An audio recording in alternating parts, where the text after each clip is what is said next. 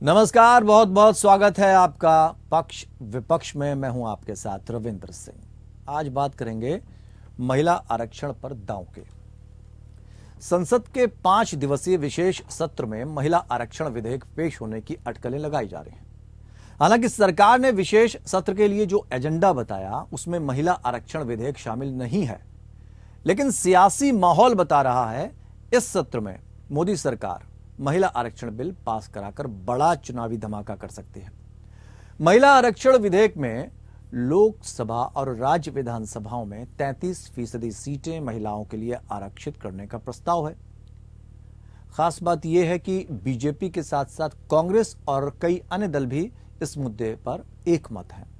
ऐसे में अगर सरकार ने संसद और विधानसभाओं में महिलाओं के लिए आरक्षण की व्यवस्था करने वाला कानून बनाने में सफलता पा ली तो निश्चित रूप से यह बड़ी उपलब्धि होगी। हालांकि यह भी समझना जरूरी होगा कि महिला आरक्षण मुद्दे पर बंटे विपक्षी गठबंधन के सियासी समीकरण सचमुच ऐसा करने की इजाजत देंगे।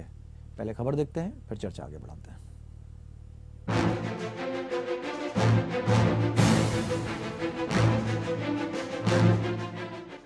नरेंद्र मोदी सरकार संसद के विशेष सत्र में महिला आरक्षण विधेयक ला सकती है। हालांकि सरकार ने विशेष सत्र के लिए जो एजेंडा बताया है उसमें महिला आरक्षण विधेयक शामिल नहीं है, लेकिन हाल के कुछ दिनों की हलचलें संकेत दे रही है कि 27 सालों से टल रहा महिला आरक्षण बिल अब अपनी मंजिल पा सकता है। शनिवार को पुणे में समाप्त हुई आरएसएस की अखिल भारतीय समन्वय बैठक में महिला सशक्तिकरण के मुद्दे पर विस्तार से चर्चा हुई। आरएसएस के सह सर कार्यवाह डॉक्टर मनमोहन वैद्य ने 3 दिवसीय बैठक के समापन पर कहा, महिलाओं को अग्रणी भूमिका निभानी चाहिए, इसलिए संघ प्रेरित संगठन सभी क्षेत्रों में महिलाओं की भागीदारी बढ़ाने का प्रयास करेंगे। इसके बाद से अटकलें तेज हो गईं कि संसद के विशेष सत्र में महिलाओं को संसद में 33% आरक्षण पर अंतिम फैसला हो सकता है। अब इसे संसद में पेश किए जाने की मांग हो रही है। विशेष सत्र के पहले दिन कांग्रेस अध्यक्ष मल्लिकार्जुन खड़गे ने भी अपने संबोधन में इसकी मांग कर दी। करीब 27 साल से लंबित महिला आरक्षण विधेयक का बीजेपी और कांग्रेस ने हमेशा समर्थन किया है, लेकिन समाजवादी पार्टी और आरजेडी समेत कई विपक्षी दलों के विरोध और महिला कोटा के भीतर पिछड़े वर्गों के लिए आरक्षण की कुछ मांगे ऐसी रहीं जिसके चलते विधेयक पर सहमति नहीं बन सकी। अब पिछले कुछ हफ्तों में बीजू जनता दल और भारत राष्ट्र समिति सहित कई दलों ने महिला आरक्षण विधेयक को पेश करने की मांग की है। नहीं लाएंगे, नहीं लाएंगे। आप समर्थन करते हैं कि आना चाहिए? बिल्कुल आना चाहिए, क्यों नहीं आना चाहिए। आज दुनिया की आधी आबादी 50% हो गई, तो लाना चाहिए और आना भी चाहिए। हम लोग इसका समर्थन करते हैं। कांग्रेस ने रविवार को हैदराबाद में अपनी कार्य समिति की बैठक में इस संबंध में एक प्रस्ताव पारित किया। वहीं आरएसएस की तरफ से भी महिला आरक्षण बिल के लिए संकेत मिल रहे हैं। दरअसल महिला आरक्षण बिल में लोकसभा और राज्यसभा विधानसभाओं में 33% सीटें महिलाओं के लिए आरक्षित करने का प्रावधान है। इसे पहली बार 1996 में देवगौड़ा के नेतृत्व वाली संयुक्त मोर्चे की सरकार द्वारा 81वें संशोधन के विधेयक के रूप में संसद के निचले सदन में पेश किया गया था। इसके बाद 1998 और 1999 में भी पेश किया गया था, लेकिन गठबंधन युग में ये सदन की मंजूरी पाने में विफल रहा। अंतिम बार 2010 में महिला आरक्षण बिल को एक बार फिर से पास कराने की कोशिश की गई। राज्यसभा में हंगामे के बीच विधेयक को पारित कर भी दिया गया। हालांकि विधेयक लोकसभा से पारित नहीं हो सका और अटक गया। जब विधेयक पारित कराने की आखिरी कोशिश की गई तो संयुक्त प्रगतिशील गठबंधन यानी यूपीए सत्ता में था। दरअसल संसद में महिला आरक्षण बिल इतना जरूरी क्यों है, ये इन आंकड़ों से पता चलता है। लोकसभा में महिला सांसदों की संख्या 15% से भी कम है, जबकि कई राज्यों की विधानसभाओं में उनका प्रतिनिधित्व 10% से भी कम है।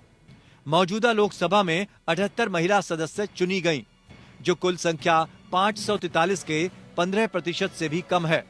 सरकार द्वारा पिछले दिसंबर में संसद के साथ साझा किए गए आंकड़ों के मुताबिक राज्यसभा में भी महिलाओं का प्रतिनिधित्व लगभग 14% है। आंध्र प्रदेश, अरुणाचल प्रदेश, असम, गोवा, गुजरात, हिमाचल प्रदेश, कर्नाटक, केरल, मध्य प्रदेश, महाराष्ट्र, मणिपुर, मेघालय, ओडिशा, सिक्किम, तमिलनाडु, तेलंगाना, त्रिपुरा और पुडुचेरी सहित कई राज्य विधानसभाओं में महिलाओं का प्रतिनिधित्व 10% से भी कम है। दिसंबर 2022 के सरकारी आंकड़ों के मुताबिक बिहार, हरियाणा, पंजाब, राजस्थान, उत्तराखंड, उत्तर प्रदेश और दिल्ली में 10 से 12% महिला विधायक थीं। वहीं छत्तीसगढ़ में 14.44%, पश्चिम बंगाल में 13.7% और झारखंड में 12.35% के साथ महिला विधायक इस सूची में सबसे आगे हैं। अब एक बार फिर से संसद में महिलाओं को 33% आरक्षण की मांग हो रही है। ऐसे में ये देखना दिलचस्प होगा कि नए विधेयक में कितने प्रतिशत आरक्षण का प्रस्ताव किया जा सकता है, क्योंकि 2008 का विधेयक जो लोकसभा में पारित नहीं होने के बाद 2010 में समाप्त हो गया था, उसमें लोकसभा और प्रत्येक राज्य विधानसभा की सभी सीटों में से महिलाओं के लिए 1/3 यानी 33% सीट आरक्षित करने का प्रस्ताव था। देखा जाए तो बीजेपी की कामयाबी में महिला वोटर्स की अहम भूमिका है। आंकड़ों के मुताबिक 2019 की जीत में बीजेपी को 36% वोट महिलाओं के मिले थे, जबकि कांग्रेस को 20% तो बाकी दलों को 44% वोट महिलाओं के मिले थे। यही वजह है कि पीएम मोदी की नीतियों और योजनाओं में भी महिलाओं को आगे रखा गया है। बात चाहे उज्ज्वला योजना की हो या मुस्लिम महिलाओं को 3 तलाक से निजात दिलाना, पीएम मोदी की कार्यशैली से महिला सशक्तिकरण को बल मिला है। ऐसे में इस बात की प्रबल संभावना है कि लगातार तीसरी बार सत्ता में आने के लिए मोदी सरकार विशेष सत्र में महिला आरक्षण बिल पास कराकर इतिहास बना सकती है। Bureau report, APN.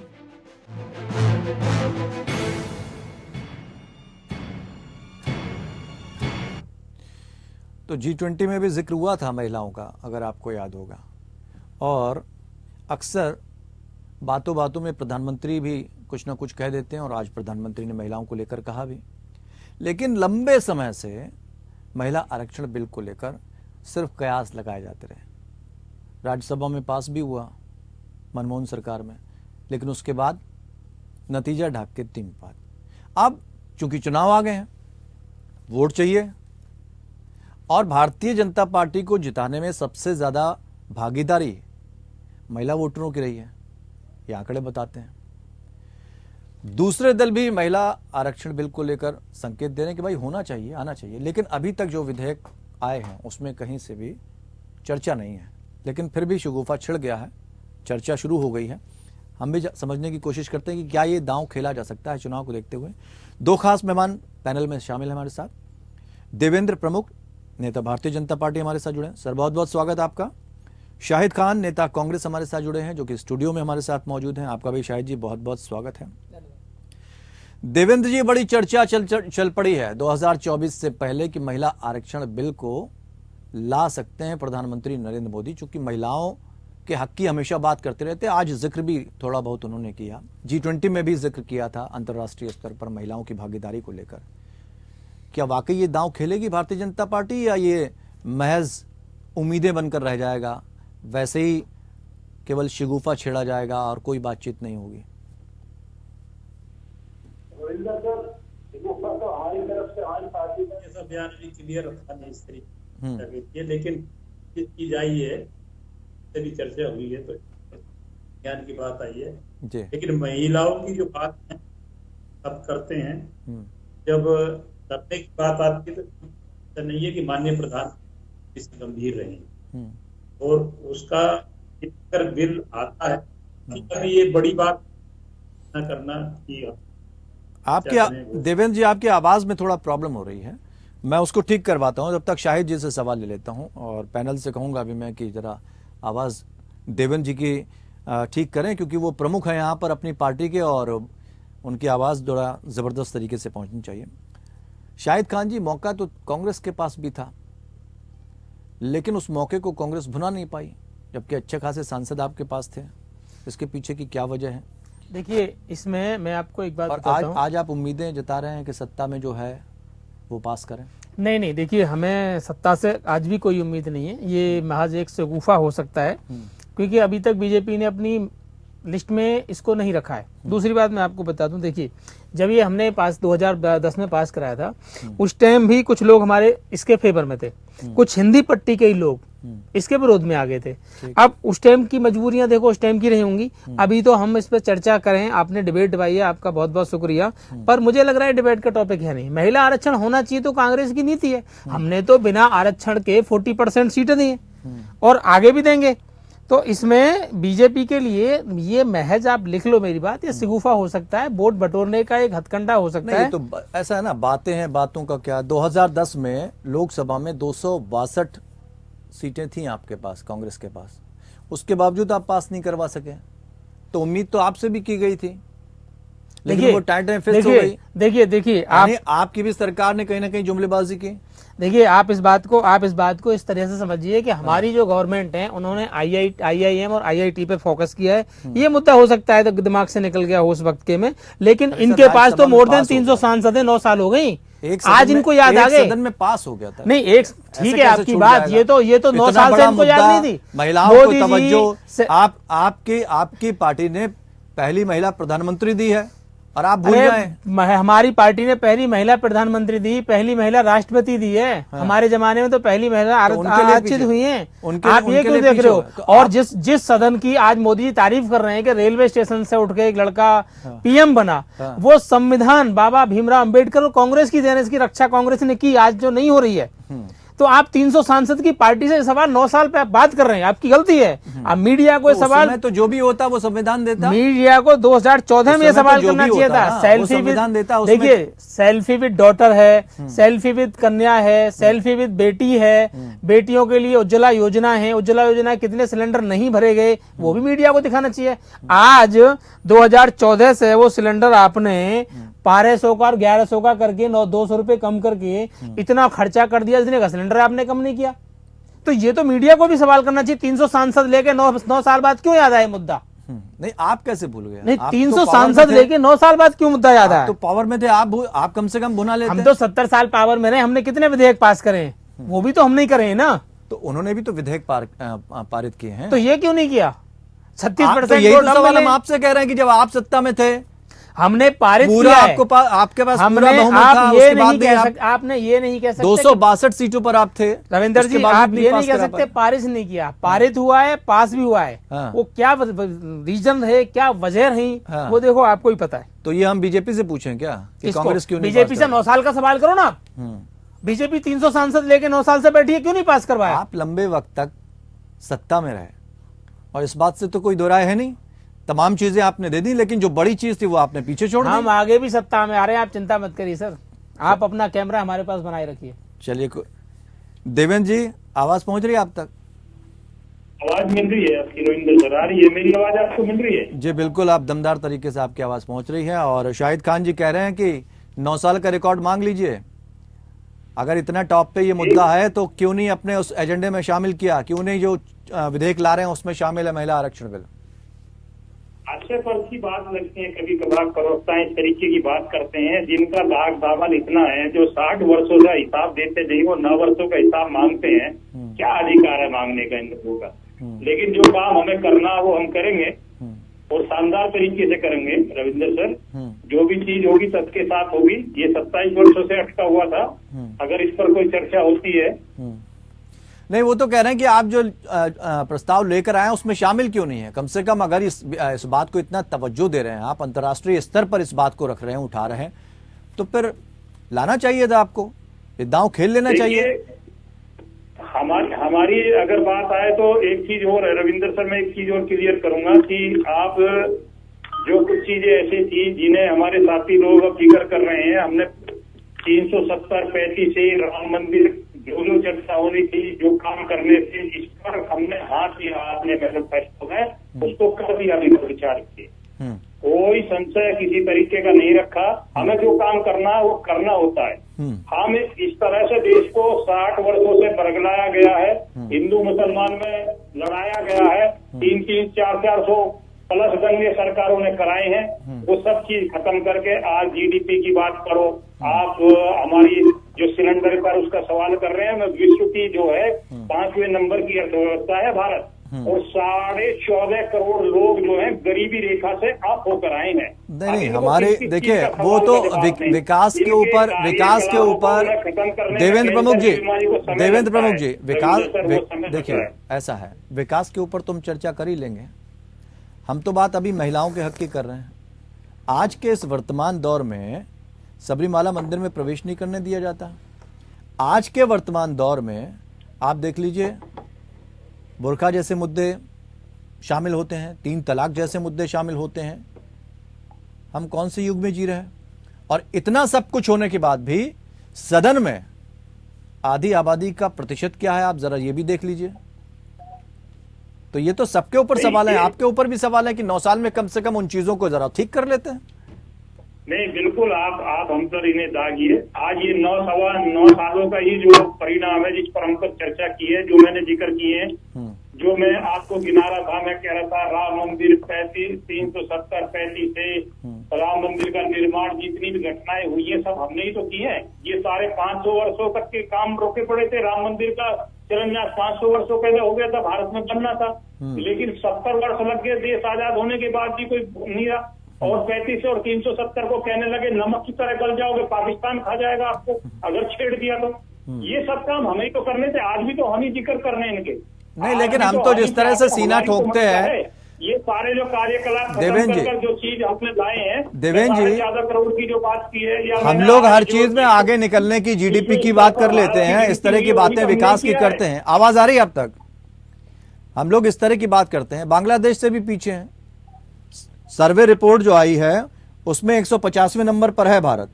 अब आप बताइए। नहीं, बांग्लादेश से एक बार आबादी पर भी कर लीजिए रविंद्र सर, इतनी सी आबादी है। अरे वो तो महिला आरक्षण बिल तो ले आए ना, वहां महिलाओं को आरक्षण मिल रहा है। आपत्ति से आप कैलकुलेशन करके बैठिए।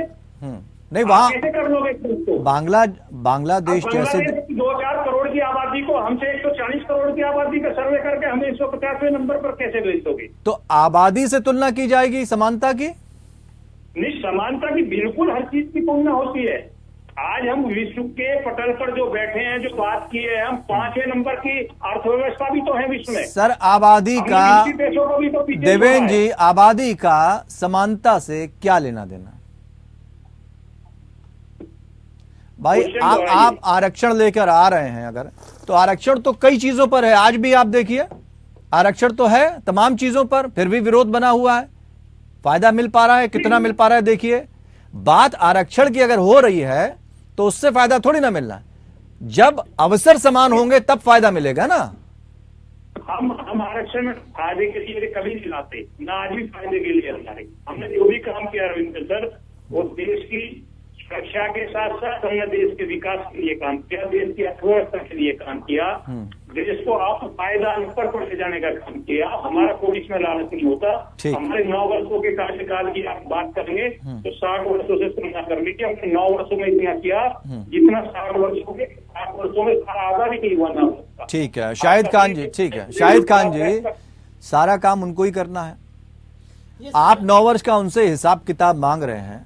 अपने गिरेबान में भी झांक कर देख लीजिए, जितनी तेजी से विकास उन्होंने किया है, अंतर्राष्ट्रीय स्तर पर जिस तेजी के साथ उन्होंने काम किया है, सुरक्षा के लिहाज से काम किया है, महिलाओं के लिए भी वो कर लेंगे। तमाम चीजें उन्होंने गिरा दी। आर्टिकल 370 बड़ा मुद्दा था, आप हाथ डालने की कोशिश नहीं कर रहे थे, लेकिन कर दिखाया। राम मंदिर पर आप हाथ डालने की कोशिश नहीं कर रहे, उन्होंने कर दिखाया। और बाकी सबका साथ सबका विकास की वो बात कर ही रहे हैं। देखिए, आपको सारी अपेक्षा उनसे ही है। मैं एक एक करके इनके मुद्दे जरा आपको जवाब दे दूं। आप संक्षेप में देंगे? हाँ, तो संक्षेप में दे दूंगा, ज्यादा टाइम नहीं लगेगा। हाँ। ये वो लोग हैं, ये वो महिला आरक्षण की बात कर रहे हैं जिनकी सरकार में बेटियों के दुपट्टे खींचे जा रहे हैं और उनका मर्डर हो रहा है। दूसरी बात ये कह रहे हैं, एक मिनट, मैंने बहुत ध्यान से सुना है। बीजेपी के प्रवक्ता महोदय, ध्यान से सुनिए की आदत डालिए। 9 महीने हो गए आपको सरकार में, सुनने की आदत डालिए। प्रधानमंत्री से प्रेरित मत हुई, सुनने की आदत डालिए। वन मैन आर्मी मत रखिए। शाहिद भाई, आप अपनी बात रखें। सुनने की आदत डालिए। देवेंद्र जी, शाहिद जी एक मिनट। जिस राज्य में चुनाव होता है उस राज्य में पेट्रोल के रेट कम हो जाते हैं। जब चुनाव आता है तो पेट्रोल के पैसे बढ़ने कम हो जाते हैं। जब चुनाव आता है तो महिलाओं को गैस के 200 रुपए कम हो जाते हैं। जब चुनाव आ जाता है तो तुम्हारे डीजल के पैसे रुक जाते हैं। क्या बात कर रहे हो? जब चुनाव आता है उसके हिसाब से तुम्हारे काम होते हैं सारे। अरे लूट जब होगी, तुमने सारी लूट बचा के रखी है, तुमसे बड़ा तो चोर कोई नहीं है। भाषा की मर्यादा रखिए शाहिद जी। देवेंद्र जी मैं इतनी देर से ध्यान शाहिद से जी, सुन रहा था, शाहिद 70 साल के शाहिद दौरान जी, ये बीजेपी के प्रवक्ता महोदय ने शाहिद बोला, जी, मैं क्यों म्यूट करवा दूंगा। सुनिए, हम दोनों एक जिम्मेदार व्यक्ति हैं तीनों, हमारा काम है सवाल पूछना, एक एक करके कम से कम परिचय तो ऐसा दीजिए कि जो लोग दर्शक देख रहे होंगे, जो चाहते हैं कि आप कुछ बोलें उनके लिए, वो समानता। शायद जी किसी के ऊपर पर्सनल टिप्पणी ना करें, आप अपनी बात रखें। देखिए, मेरा कहने का मतलब बीजेपी पार्टी से है। मेरा मतलब ये है कि ये बीजेपी आरक्षण की बात हो रही है। देखो, बीजेपी आरक्षण पहली बात तो अभी उनके एजेंडे में नहीं है, पहला टॉपिक ये आपको मानना पड़ेगा। अभी सिर्फ हमने अंदाजा लगा, हमारे एजेंडे में कहीं पर आपने बेरोजगारी की बात की, सबकी बात, आपके एजेंडे में कहीं शामिल था? किसका सर? हमारे एजेंडे में शामिल था नहीं था तो 2010 में हमने कैसे पारित करा लिया? हिमाचल में तो जोर शोर से कहा था प्रियंका गांधी ने। किसका? हिमाचल में हमने दिया महिलाओं है। की बात हमने की। यूपी में लड़कियों लड़ सकती हूँ दिया है। हमने यूपी में नारे 40% दिए ना। महिलाओं को आरक्षण दिया है, नारे टिकटें दी दिए। है सर। नारे हम दिए। नहीं जीते वो अलग बात है, लेकिन नारे हमने दिए। टिकटें दी है। नारे दिए। कितनी टिकटें दी जरा बता दीजिए। हमने यूपी में जो हमारी 133 टिकट आ रही है 40% के आसपास की, बिल्कुल एक एक करके दिया है। जो कितना? पहली 100 लिस्ट आई थी हमारी, उसके बाद में 40 पहले 100 कैंडिडेट में 40 महिलाओं को दिया था। 40% का आरक्षण हमने अपनी लिस्ट में रखा है।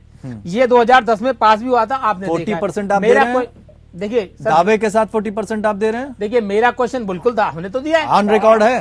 देखिए, हाँ, ऑन रिकॉर्ड यूपी में है। देख लीजिए आप, है? यूपी में देख लीजिए, अगर किसी राज्य में कुछ कम हो गया 1-2% तो दे तो रहे हम। हाँ। हम दे तो रहे हैं। ये तो हर चीज वोट के हिसाब से करवाते हैं। गैस का रेट कम होगा, अच्छा, ठीक है। गैस का रेट कम ठीक है। होगा तो वोट के हिसाब से आखिरी पेट्रोल के टिप्पणी, पैसे आखिरी टिप्पणी। जाएंगे। 30 सेकंड में देवेंद्र जी आपका जवाब चाहेंगे। आखिर कब तक? आखिर कब तक? मैं ये कह रहा हूँ रविंदर सर, जिस तरीके के हमारे साथी पत्र ले रहे झूठे हुए, हाँ। इनके आरक्षण के 40% की बात कर रहे हैं। कौन से भारतीय जनता पार्टी कब तक लाएगी? दिखा दीजिए मुझे किसी कब प्रदेश तक लाएगी? कब तक लाएगी भारतीय जनता पार्टी? मैं ये कहना चाहता हूँ कि भारतीय जनता पार्टी जिस दिन लाएगी तब के साथ लाएगी और बिल्कुल क्लियर करा के छोड़ेगी। अगर छेड़ेंगे तो अभी हम इसको शिगुफा समझें। छेड़ेंगे तो नहीं करेंगे, कोई दिक्कत नहीं है। भारतीय महिलाओं की अग्रणी भूमिका 8 से तो है नहीं, कैकेयी से कुंती तक, राधा से रुक्मिणी तक। सबने देखा प्राचीन काल का भारत कैसा रहा है। आज महिलाएं पीछे छूट गई, किसकी वजह से छूटी सर? और आज महिलाओं के अधिकार की जब भी बात आती है, हम सिर्फ बातें करते रहते हैं। ये बातें हैं, बातों का क्या? संसद में उतनी उपस्थिति होनी चाहिए जितनी, उतनी नहीं है आज भी। तो ये सबको शर्मसार करता है। इस पर हमें सोचना चाहिए। बहुत बहुत शुक्रिया आप लोगों का। समय हमारे पास इतना ही था, लेकिन इस पर चर्चा और करने की जरूरत है। उम्मीद अभी वहीं की वहीं टिकी है। आखिर कब तक? फिलहाल इतना ही। नमस्कार।